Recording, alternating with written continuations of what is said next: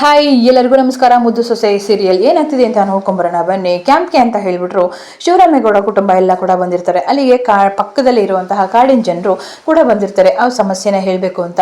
ಅಲ್ಲಿ ತುಂಬ ದುಂಬಿಗಳು ಹೆಚ್ಚಾಗಿದೆ ಸರ್, ಅದರಿಂದ ಕಡಿಸ್ಕೊಂಡು ತುಂಬ ಜನ ಸತ್ತೋಗ್ತಿದ್ದಾರೆ ಅಂತ ಹೇಳೋ ಟೈಮ್ಗೆ ಅಲ್ಲಿಗೆ ರಾಕ್ಷಸ ದುಂಬಿಗಳು ಕೂಡ ಅದೇ ಟೈಮ್ಗೆ ಬರ್ತಾರೆ. ಶಿವರಾಮೇಗೌಡರು ಬೇರೆ IR ಆಫೀಸರ್ಗೆ ಫೋನ್ ಮಾಡಿ ಎಲ್ಲ ವಿಚಾರ ತೀರಿಸಿ ಅದಕ್ಕೆ ಒಂದು ಸೊಲ್ಯೂಷನ್ ಕೂಡ ಹುಡುಕೋಣ ಅಂತ ಹೇಳ್ಬಿಟ್ಟು ಫೋನ್ ಮಾಡ್ತಿರ್ತಾರೆ. ಅದೇ ಟೈಮ್ಗೆ ಆ ರಾಕ್ಷಸ ದುಂಬಿಗಳು ಅವ್ರ ಕಡೆನೇ ಬರ್ತಿರುತ್ತೆ. ಆಗ ಯಜಮಾನ್ರೆ, ಆ ರಾಕ್ಷಸ ದುಂಬಿಗಳು ಇಲ್ಲಿಗೆ ಬರ್ತಿದೆ, ಆದಷ್ಟು ಬೇಗ ಗೌಡ್ರನ್ನ ಮೇಗ್ ಕರ್ಕೊಂಡು ಹೋಗ್ರಪ್ಪ, ಒಳಗೆ ಕರ್ಕೊಂಡು ಹೋಗಿ ಅಂತ ಹೇಳ್ಬಿಟ್ಟು ಒಬ್ರು ಪಂಜುನ್ ಕೂಡ ಇಟ್ಕೊಂಡು ಒಳಗಡೆ ಹಾಗೆ ಹೊರಟೋಗ್ತಾರೆ. ಒಳಗಡೆ ಹೋಗೋಣ ಅನ್ನೋ ಅಷ್ಟೊತ್ತಿಗೆ ಬಂದು ಆಲ್ಮೋಸ್ಟ್ ಎಲ್ರಿಗೂ ಕೂಡ ಆ ರಾಕ್ಷಸ ದುಂಬಿಗಳು ಕಚ್ಚಿರುತ್ತೆ. ಹಾಗೆ ದುಂಬಿಗಳನ್ನ ತಡೆ ಇಡಬೇಕು ಅಂತ ಹೇಳ್ಬಿಟ್ಟು ಬೆಂಕಿನ ಪಂಜಲ್ಲಿ ಇಟ್ಕೊಂಡು ಮನೆ ಒಳಗಡೆನೆ ಎಲ್ಲರೂ ಕೂಡ ಓಡೋಗ್ಬಿಟ್ಟಿರ್ತಾರೆ. ಅಷ್ಟರೊಳಗೆ ಆಲ್ರೆಡಿ ಎಲ್ಲ ಕೂಡ ಕಚ್ಚಿರುತ್ತೆ. ಅದರಲ್ಲಿ ಯಾವುದೋ ಒಂದು ದುಂಬಿ ಮಾತ್ರ ಫಾಸ್ಟಾಗಿ ಬಂದು ಆ ಡೋರಿಗೆ ಸಿಕ್ಕಾಕೊಂಡು ಅಲ್ಲೇ ಬಿದ್ದು ಒದ್ದಾಡ್ತಾ ಇರುತ್ತೆ. ಅದು ಹಾಗೆ ಒದ್ದಾಡ್ಕೊಂಡು ಅದೇ ಕೂಡ ಮತ್ತೆ ಮೇಲೆ ಎದ್ದು ಬಂದು ಆ ಶಿವರಾಮೇಗೌಡರಿಗೆ ಜೋರಾಗಿ ಬಂದು ಕಚ್ಚೇ ಬಿಡುತ್ತೆ. ಆಗ ಈಶ್ವರಿ, ಇದೇನಪ್ಪ ಎಂಥ ಸ್ಥಿತಿ ಬಂತು, ಇಲ್ಲಿಗೆ ಬಂದು ನಮ್ಮ ಪ್ರಾಣನೇ ಕಳ್ಕೊಬೇಕಾಯ್ತಲ್ಲಪ್ಪ ಅಂತ ಹೇಳ್ತಾರೆ. ವಿನಂತಿ, ಅಯ್ಯೋ ದೇವ್ರೆ, ನನಗೂ ತುಂಬ ಕಚ್ಬಿಟ್ಟಿದ್ ಕಣೆ ಅಂತ ಚಿತ್ರ ಮತ್ತು ವಿನಂತಿ ಇಬ್ಬರು ಕೂಡ ಮಾತಾಡ್ತಿರ್ತಾರೆ. ಅದೇ ಟೈಮ್ಗೆ ಒಂದು ಹುಳ ಹಾಗೆ ಎದ್ದು ಓಡ್ ಬಂದ್ಬಿಟ್ಟು ಬಂದಿರುತ್ತೆ ಒಳಗೆ. ಆ ಹುಳ ಬಂದ್ಬಿಟ್ಟು ಶಿವರಾಮೇಗೌಡರು ಕತ್ತಿಗೆ ಜೋರಾಗಿ ಕಚ್ಚಬಿಡುತ್ತೆ. ಆಗ ಶಿವರಾಮೇಗೌಡರು, ಅಯ್ಯೋ ದೇವ್ರೆ, ಏನೋ ಕಚ್ತಲ್ಲಪ್ಪ ಅಂತ ಹೇಳಿ ಹಾಗೆ ತೆಗ್ದೆಸ್ತಾಗ ನೋಡಿದ್ರೆ ಹುಳ ಸುಮಾರು ಅವರಿಗೆ ಶಿವರಾಮೇಗೌಡರಿಗೆ ಕಚ್ಚಿಬಿಟ್ಟಿರುತ್ತೆ. ಆಗ ಅದನ್ನು ಅಲ್ಲೇ ಸಾಯಿಸಾಕ್ತಾರೆ. ಅಮ್ಮ ದೇವ್ರೆ, ನನಗೆ ತಡ್ಕೊಳಕ್ಕಾಗ್ತಿಲ್ಲ ನೋನ ಅಂತ ಶಿವರಾಮೇಗೌಡರು ಇದು ಮಾಡ್ತಿರ್ತಾರೆ. ಮೋಹನ ಫುಲ್ ಭಯದಿಂದ, ಅಯ್ಯೋ ರೀ, ಏನಾಗಲ್ಲ ರೀ, ಸ್ವಲ್ಪ ಸಮಾಧಾನ ಮಾಡ್ಕೊಳ್ಳಿ, ನೀವು ಇಷ್ಟೊಂದು ಉಸಿರುಗಟ್ಬಿಟ್ರೆ ಏನು ಕಷ್ಟ ಅಂತ ಹೇಳ್ತಾರೆ. ಆಗ ಅಲ್ಲಿ ಬಂದಿರೋದಂಥ ಜನಗಳು, ಅಯ್ಯೋ ಗೌಡ್ರಿಗೆ ಸುಮಾರು ಕಚ್ಬಿಟ್ಟಿರಂಗವಲ್ಲಪ್ಪ ದೇವ್ರೆ, ಇವಾಗ ಏನು ಮಾಡೋದು ಗೌಡ್ರೆ, ನೀವು ಹೆದರ್ಕೋಬೇಡಿ, ಯಾವುದಕ್ಕೂ ಸ್ವಲ್ಪ ಹುಷಾರಾಗಿರಿ, ಇಲ್ಲಿ ಈ ರಾಕ್ಷಸ ದುಂಬಿಗಳು ಕಚ್ಚಿದಂಥವ್ರು ಬದುಕದೆ ರೇ ದಯವಿಟ್ಟು ಯಾರು ಕೂಡ ಗಾಬರಿ ಆಗಬೇಡಿ ಅಂತ ಹೇಳ್ತಾರೆ. ಆಗ ಸಾವಿತ್ರಿ, ಅಂದರೆ ನಾವೆಲ್ಲ ಸತ್ತೋಯ್ತೀವ? ಅಯ್ಯೋ ಸತ್ತೋಯ್ತೀವಿ ಅಂತ ಹೇಳ್ತಾ ಇಲ್ಲ ಕಣಮ್ಮ, ಅಂದರೆ ಅದ್ರ ಕೈ ಕಡಿಸ್ಕೊಂಡವರು ಬದುಕೋದು ತುಂಬ ಅಪರೂಪ, ಆದಷ್ಟು ಬೇಗ ಅದಕ್ಕೆ ಚಿಕಿತ್ಸೆ ಪಡಬೇಕು ಅಂತ ಹೇಳ್ತಾರೆ. ಆಗ ಮೋಹನ, ಹೌದು ಭದ್ರಂಗೆ ಫೋನ್ ಮಾಡ್ತೀನಿ ಅಂತ ಹೇಳ್ಬಿಟ್ಟು ಭದ್ರಗೆ ಫೋನ್ ಮಾಡ್ತಾನೆ. ಭದ್ರ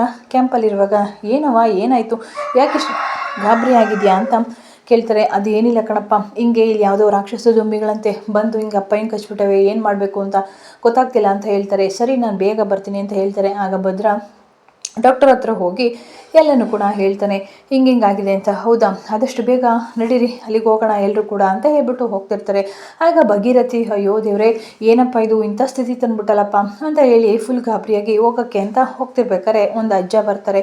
ಏನು ನಿಮಗೆಲ್ಲ ಬದುಕಿನ ಮೇಲೆ ಆಸೆ ಅಲ್ವಾ, ಬದುಕಬೇಕು ಅಂತ ನಿಮ್ಗೆ ಅನಿಸಿಲ್ವಾ ಅಂತ ಹೇಳ್ತಾರೆ. ಯಾಕೆ ಹೀಗೆ ಮಾತಾಡ್ತಿದ್ದೀರಾ, ಅವು ಹೆಸರೇ ರಾಕ್ಷಸ ದುಂಬಿಗಳು, ಅವು ಒಂದ್ಸಲ ಕಡಿದ್ರೆ ಬದುಕೋದೇ ಡೌಟು ಅಂತ ಹೇಳ್ತಾರೆ. ತಾತ, ಏನಿದು ನಿಮ್ಗೆ ವಯಸ್ಸಾಗಿದೆ, ಈ ರೀತಿ ಮಾಡ್ತಾ ಇರ್ತಿದ್ರಲ್ಲ, ಅಲ್ಲಿ ಎಲ್ಲರೂ ಕೂಡ ನಮ್ಮ ಮನೆಯವ್ರು ಸಿಕ್ಕಾಕೊಂಡಿದ್ದಾರೆ, ಅವ್ರನ್ನ ರಕ್ಷಿಸಬೇಕು. ಆಯಿತು, ರಕ್ಷಣೆ ಮಾಡಿದೆ ಅಂತ ಹೋದರು, ಇನ್ನು ಯಾರು ಕೂಡ ವಾಪಸ್ ಬರೋಲ್ಲ ಕಣಪ್ಪ ಅಂತ ಹೇಳ್ತಾರೆ. ಇಲ್ಲ, ನಾನು ಬದುಕಿಸ್ಲೇಬೇಕು ಅಂತ ಹೇಳಿ ಹೋಗ್ತಿರ್ಬೇಕಾರೆ ಅಲ್ಲೊಬ್ಬರು ಡಾಕ್ಟರು, ಹೌದು, ನಾನು ಈ ರಾಕ್ಷಸ ದುಂಬಿಗಳ ಬಗ್ಗೆ ಕೇಳಿದ್ದೀನಿ, ಅಲ್ಲಿಗೆ ಅವ್ರನ್ನ ಯಾರೇ ರಕ್ಷಿಸೋಕ್ಕೆ ಹೋದರೂ ಕೂಡ ಅವರು ಮತ್ತೆ ವಾಪಸ್ ಬರಲ್ವಂತೆ, ಹಂಗಂತ ನಾನು ಹೆಂಗೆ ಸುಮ್ಮನೆ ಇರಲಿ ಅಂತ ಭದ್ರ ಹೇಳ್ತಿರ್ಬೇಕಾದ್ರೆ ಅಲ್ಲಿಗೆ ಹೋಗಿ, ಆದರೆ ಪಂಜುಗಳನ್ನ ಇಟ್ಕೊಂಡು ಆದಷ್ಟು ಬೇಗ ಅಲ್ಲಿರೋರು ಎಲ್ಲನೂ ಕೂಡ ಇಲ್ಲಿಗೆ ಕರ್ಕೊಂಬನ್ನಿ ಅಂತ ಹೇಳ್ತಾರೆ. ನಾವೆಲ್ಲರೂ ಕೂಡ ಟ್ರೀಟ್ಮೆಂಟ್ನ ಫಸ್ಟ್ ಏಡ್ ಮಾಡ್ತೀವಿ, ಬೇಗ ಹೋಗ್ಬಿಟ್ಟು ಬನ್ನಿ ಅಂತ ಹೇಳ್ತಾರೆ. ಆಗ ವಿದ್ಯಾ ಮತ್ತು ಭದ್ರ ಇಬ್ಬರು ಕೂಡ ಒಂದು ಪಂಜುನ ಇಟ್ಕೊಂಡು ನಾನು ಬರ್ತೀನಿ ಅಂತ ಹೇಳ್ಬಿಟ್ಟು ವಿದ್ಯಾ ಫಸ್ಟ್ ಏಡ್ ಕಿಟ್ ತೊಗೊಂಡು ಹೋಗ್ತಾಳೆ ಭದ್ರ ಜೊತೆ. ಆಗ ಭಗೀರಥಿ, ಅಯ್ಯೋ ದೇವ್ರೆ, ದಯವಿಟ್ಟು ಕಾಪಾಡು ನಮ್ಮ ಕುಟುಂಬನ ಅಂತ ಹೇಳ್ತಾರೆ. ಇನ್ನೊಂದು ಕಡೆ ಶಿವರಾಮೇಗೌಡರಿಗೆ ಫುಲ್ಲು ಸುಸ್ತಾಗಿ ವಾಕರಿಕೆಲ್ಲ ಬರ್ತಿರುತ್ತೆ, ನೀರೆಲ್ಲ ಕೂಡ ಕುಡಿಸಿರ್ತಾರೆ. ಆಗ ಭದ್ರಂಗೆ ಫುಲ್ ಟೆನ್ಷನ್ ಆಗಿರುತ್ತೆ, ಇದೇನಪ್ಪ ಇದು, ಇಂಥ ಸ್ಥಿತಿ ಬಂತಲ್ಲ ಇಲ್ಲಿಗೆ ಬಂದು ಅಂತ ಹೇಳಿ ಪಾಪ ಗಾಬರಿ ಪಡ್ತಿರ್ತಾರೆ. ಅದೇ ಟೈಮ್ಗೆ ಬಂದು ಫಸ್ಟು ಪಂಜುನ ಇಟ್ಕೊಂಡು ಹಾಗೆ ವಿದ್ಯಾ ಮತ್ತು ಭದ್ರ ಇಬ್ಬರು ಕೂಡ ಆ ಗಾಡಿನ ಅಲ್ಲೇ ತಿರ್ಸಿ ನಿನ್ಸಿರಪ್ಪ, ಅಷ್ಟರೊಳಗೆ ಬೇಗ ಬರ್ತೀವಿ ಅಂತ ಹೇಳ್ಬಿಟ್ಟು ಪಂಜುನ ಇಟ್ಕೊಂಡು ಮನೆ ಒಳಗಡೆ ಹೋಗ್ತಾಳೆ. ಮನೆ ಒಳಗಡೆ ಬರೋ ಅಷ್ಟರೊಳಗೆ ಆಲ್ರೆಡಿ ಎಲ್ಲರೂ ಕೂಡ ತುಂಬಾ ಸುಸ್ತಾಗಿರ್ತಾರೆ. ಅಮ್ಮ, ಅಪ್ಪ, ಬಾಗಿಲು ತೆಗೀರಿ ಅಂತ ಹೇಳ್ತಾರೆ. ಬಾಗಿಲು ತೆಗೆದಾಗ ಭದ್ರ ಬಂದ ಅಂತ ಹೇಳಿ ತೆಗಿತಾರೆ. ಒಳಗಡೆ ಬಂದು ಅವ್ರ ಸ್ಥಿತಿ ನೋಡಿದಾಗ ಬಂದ್ರಿಗಂತೂ ಫುಲ್ ಟೆನ್ಷನ್ ಆಗೋಗುತ್ತೆ, ಇದೇನಪ್ಪ ಇದು, ನಮ್ಮ ಅಪ್ಪಯ್ಯ ಎಷ್ಟೊಂದು ಸುಸ್ತಾಗಿದ್ದಾರೆ ಅಂತ. ಆಗ ಸಾವಿತ್ರಿ, ಭದ್ರ ದಯವಿಟ್ಟು ನನ್ನ ಇಲ್ಲಿಂದ ಕರ್ಕೊಂಡೋಗು ಅಂತ ಹೇಳಿ ಸಾವಿತ್ರಿ ಮತ್ತು ವಿನಂತಿ ಎಲ್ಲರೂ ಕೂಡ ಕೈ ಮುಗಿದು ಬೇಡ್ಕೊತಿರ್ತಾರೆ. ನಮಗೆ ಬದುಕೋಕ್ಕೆ ತುಂಬ ಆಸೆ ಐತೆ ಅಂತ ಹೇಳ್ಬಿಟ್ಟು. ಆಗ ಭದ್ರ, ಯಾರು ಹೆದರ್ಕೋಬೇಡಿ, ಅಲ್ಲೆಲ್ಲರೂ ಕೂಡ ಫಸ್ಟ್ ಏಡ್ ಕೊಡೋಕ್ಕೆ ಡಾಕ್ಟ್ರುಗಳು ನಿಂತಿದ್ದಾರೆ, ಬನ್ನಿ ಮೊದಲು ಇಲ್ಲಿಂದ ಹೋಗೋಣ ಅಂತ ಹೇಳಿ ಹೋಗ್ತಿರ್ಬೇಕಾರೆ ಆ ರಾಕ್ಷಸ ದುಂಬಿಗಳು ಅಲ್ಲೇ ಇರ್ತವೆ. ಅಲ್ಲೇ ಇದ್ರೂ ಕೂಡ ಅವು ಕಚ್ಚಕ್ಕೆ ಮತ್ತೆ ಮತ್ತೆ ಬರ್ತಾನೆ ಇರ್ತಾರೆ. ಹಾಗಾಗಿ ತುಂಬ ಪಂಜುಗಳನ್ನ ಕೈಯಲ್ಲಿ ಇಟ್ಕೊಂಡು ಹೋಗೋಕ್ಕೆ ಅಂತ ಎಲ್ಲರೂ ಕೂಡ ಮರೆ ಮಾಚ್ಕೊಂಡು ಹಾಗೆ ಕರ್ಕೊಂಡು ಹೋಗ್ಬಿಟ್ಟು ಎಲ್ಲರೂ ಕೂಡ ಗಾಡಿ ಒಳಗಡೆ ಹಾಕೊಂಡ್ಬಿಡ್ತಾನೆ ಭದ್ರ. ಹಾಗೆ ಎಲ್ಲರೂ ಕೂಡ ಬೇಗ ಯಾರು ಗಾಬರಿ ಆಗಬೇಡಿ ಆಯಿತಾ, ನಾವು ಆದಷ್ಟು ಬೇಗ ಆಸ್ಪತ್ರೆಗೆ ಹೋಗ್ತಿದ್ದೀವಲ್ಲ, ಆಸ್ಪತ್ರೆಗೆ ಹೋದ ತಕ್ಷಣ ಟ್ರೀಟ್ಮೆಂಟ್ ಕೊಡ್ತಾರೆ, ಹೆದರ್ಕೋಬೇಡಿ ಅಂತ ಹೇಳ್ತಾರೆ. ಆಗ ವಿದ್ಯಾ ನೀವು ಬನ್ನಿ ಬೇಗ ಅಂತ ಹೇಳ್ಬಿಟ್ಟು ಅವನು ಕೂಡ ಕಟ್ಕೊಂಡು ಅಲ್ಲಿಂದ ಗಾಡಿ ಹತ್ಬಿಟ್ಟು ಅಲ್ಲಿಂದ ಎಲ್ಲರೂ ಕೂಡ ಹೋಗ್ತಾರೆ. ಆದರೆ ಶಿವರಾಮೇಗೌಡರು ಮಾತ್ರ ತುಂಬಾ ಹುಳಗಳು ಕಚ್ಚಿರೋದ್ರಿಂದ ಅವರಿಗೆ ತಡ್ಕೊಳಕ್ಕಾಗ್ತಿರಲ್ಲ, ತುಂಬ ಸುಸ್ತಾಗ್ತಿರುತ್ತೆ. ಒಂದು 5 ನಿಮಿಷ ಹೋಗ್ತಾ ಇದ್ದೀವಲ್ಲ ಆಸ್ಪತ್ರೆಗೆ, ಎಲ್ಲರೂ ಒಂದು 5 ನಿಮಿಷ ಸುಮ್ಮನೆ ಇದ್ರಿ ಅಂತ ಹೇಳ್ತಾರೆ. ಆಗ ಹಾಸ್ಪಿಟಲ್ಗೆ ಭದ್ರ ಕಾಲ್ ಮಾಡ್ತಾನೆ, ಹಿಂಗೆ ಬರ್ತಾ ಇದ್ದೀವಿ ಸರ್ ಅಂತ. ಹೌದಾ ಸರಿ ಆಯಿತು, ವಿದ್ಯಾಗೆ ಫೋನ್ ಕೊಡಿ ಅಂತ ಹೇಳ್ಬಿಟ್ಟು ವಿದ್ಯಾ ಕೇಳ್ತಾರೆ ಕಂಡೀಷನ್ ಎಲ್ಲ ಹೇಗಿದೆ ಅಂತ. ಸರಿ ಎಲ್ಲರೂ ಕೂಡ ಕಣ್ಣು ಮಂಜಾಗ್ತಿದೆ, ವಾಕರಿಕೆ ಆಗ್ತಿದೆ, ತುಂಬ ಚಳಿ ಜ್ವರ ಬರ್ತಿದೆ ಸರ್ ಅಂತ ಹೇಳ್ತಾರೆ. ಆಯಿತು ನಾವು ಹಾಸ್ಪಿಟಲ್ ಹತ್ರ ಇರ್ತೀವಿ, ಬೇಗ ಬನ್ನಿ ಅಂತ ಹೇಳಿ ಹೋಗ್ತಿರ್ಬೇಕಾದ್ರೆ ಅವನ ಮಧ್ಯದಲ್ಲಿ ಅವರು ನಾಟಿ ಔಷಧಿ ಕೊಡೋರು ಬರ್ತಾರೆ. ನಿಂತ್ಕೊಳ್ಳಿ, ಎಲ್ಲಿಗೆ ಹೋಗ್ತಾ ಇದ್ದೀರಾ ಅಂತ ಹೇಳ್ತಾರೆ. ಹಿಂಗೆ ಕಚ್ಚಿದೆ ಅಂತ ಹೇಳ್ತಾರೆ. ಅದೆಲ್ಲ ನನಗೆ ಈಗಾಗಲೇ ಗೊತ್ತಾಗಿದೆ ಅಂತ ಹೇಳ್ತಾರೆ. ನೀವು ಯಾರು ಅಂತ ಕೇಳಿದಾಗ ಇವರು ನಮ್ಮೂರಿನ ನಾಟಿ ಔಷಧಿ ಕೊಡೋರು, ಫೇಮಸ್ಸು ಅಂತ ಹೇಳ್ತಾರೆ.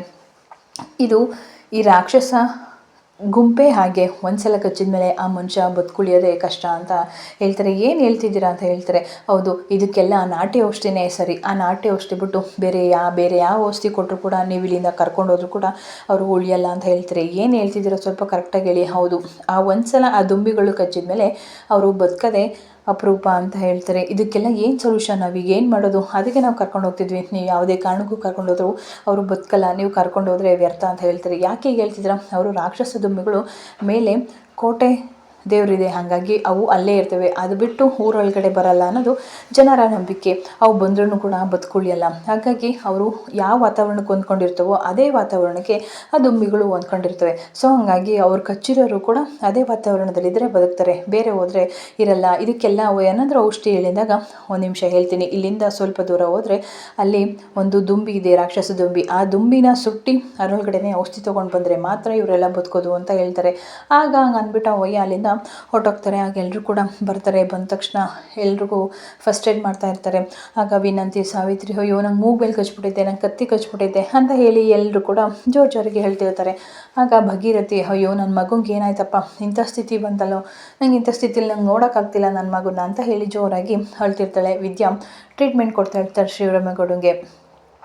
ಮಾವ ಒಂದೇ ಒಂದು ಇಂಜೆಕ್ಷನ್ ಕೊಡ್ತೀನಿ, ಇದು ಸ್ವಲ್ಪ ನೋವಾಗುತ್ತೆ ತಡ್ಕೊಳ್ಳಿ ಅಂತ ಹೇಳ್ತಾರೆ. ಆಗ ಶಿವರಾಮೇಗೌಡರು ಡಾಕ್ಟರ್ನ ಕರೆದು ಕೇಳ್ತಾರೆ, ಯಾಕೆ ಏನಾಗ್ತಿದೆ ಅಂತ ಕೇಳಿದಾಗ ನನಗೆ ತಲೆ ಸುತ್ತುತ್ತಿದೆ, ವಾಕರಿಕೆ ಬರ್ತಿದೆ, ಹಾಗೆ ತುಂಬ ಚಳಿ ಜ್ವರ ಆಗ್ತಿದೆ, ತುಂಬ ಸುಸ್ತಾಗ್ತಿದೆ, ಉಸಿರಾಡೋಕ್ಕೂ ಆಗ್ತಾಯಿಲ್ಲ ಅಂತ ಹೇಳ್ತಾರೆ. ಆಗ ಡಾಕ್ಟರ್ ನಾವು ತುಂಬ ವೆಯ್ಟ್ ಮಾಡೋದೇಡ, ಆದಷ್ಟು ಬೇಗ ಬ್ಲಡ್ನ ಸ್ಯಾಂಪಲ್ ಕಳಿಸ್ಬಿಟ್ಟು ಟೆಸ್ಟಿಂಗ್ ಕಳಿಸಿ ಏನು ಪ್ರಾಬ್ಲಮ್ ಇದೆ ಅಂತ ನೋಡೋಣ, ಆ ಟ್ರೀಟ್ಮೆಂಟ್ ಕೊಡೋಕ್ಕೆ ಯೂಸ್ ಆಗುತ್ತೆ ಅಂತ ಹೇಳ್ತಾರೆ. ಆಗ ಗೌಡ್ರೆ ನೀವು ಹೆದರ್ಕೋಬೇಡಿ, ನಾವು ಟ್ರೀಟ್ಮೆಂಟ ಶುರು ಮಾಡ್ತೀವಿ, ಬ್ಲಡ್ನ ಎಲ್ಲರೂ ಕೂಡ ರಿಪೋರ್ಟಿಗೆ ಕಳಿಸ್ತೀವಿ, ನಾವು ಟ್ರೀಟ್ಮೆಂಟ್ ಶುರು ಮಾಡ್ತೀವಿ, ಆದಷ್ಟು ಬೇಗ ಮಾಡಿ, ನನಗೆ ತುಂಬ ಸುಸ್ತಾಗ್ತಿದೆ, ನನಗೆ ಕಣ್ಣೆಲ್ಲ ಮಂಜಾಗಿ ಚಳಿ ಆಗ್ತಿದೆ ಅಂತ ಹೇಳ್ತಾರೆ. ಆಗ ಭದ್ರ ಬಂದು ಹೇಗಿದ್ದಾರೆ ಅಪಾಯ ಅಂತ ಹೇಳಿದಾಗ, ನೋಡಿ ಇಲ್ಲಿರೋರೆಲ್ಲ ಗಾಬರಿ ಆಗ್ತಿದ್ದಾರೆ, ದಯವಿಟ್ಟು ಆಚೆ ಇರ್ದಿರಿ, ನಾವೇ ಏನಾರು ಇದ್ದಾಗ ನಿಮ್ಮನ್ನು ಕೂಗ್ತೀನಿ ಅಂತ ಹೇಳ್ತಾರೆ. ಆಗ ಭದ್ರ ಬನ್ನಿ ಅಮ್ಮಮ್ಮ ಆಚೆ ಹೋಗೋಣ ಫಸ್ಟ್ ಅಂತ ಹೇಳ್ಬಿಟ್ಟು ಎಲ್ಲರೂ ಕೂಡ ಆಚೆ ಬರ್ತಾರೆ. ಮೋಹನ ಇಲ್ಲಿಂದ ಹೋಗ್ಬೇಕಾದ್ರೆ ಎಲ್ಲರೂ ಕೂಡ ಚೆನ್ನಾಗೇ ಇದ್ರಿ, ಈಗ ಏನಾಯಿತು ಅಂತ ಕೇಳ್ತಾರೆ.